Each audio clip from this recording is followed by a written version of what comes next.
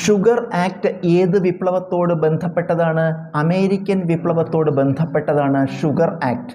Green ribbon club ഏത് വിപ്ലവത്തോട് ബന്ധപ്പെട്ടതാണ്? ഇംഗ്ലീഷ് വിപ്ലവത്തോട് ബന്ധപ്പെട്ടതാണ് ഗ്രീൻ റിബൺ ക്ലബ്ബ്.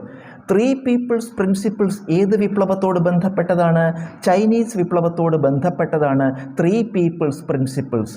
ലോകത്തെ പിടിച്ചു കുലുക്കിയ 10 ദിവസം അഥവാ 10 days that shook the world എന്ന പുസ്തകം ഏത് വിപ്ലവവുമായി ബന്ധപ്പെട്ടതാണ്?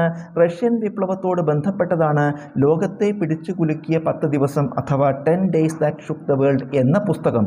ഈ പുസ്തകം രചിച്ചത് ജോൺ റീഡാണ്. രക്തരഹിത വിപ്ലവം എന്നറിയപ്പെട്ടത് ഏതാണ്? ഇംഗ്ലണ്ടിലെ മഹത്തായ വിപ്ലവമാണ് രക്തരഹിത വിപ്ലവം എന്നറിയപ്പെട്ടത്.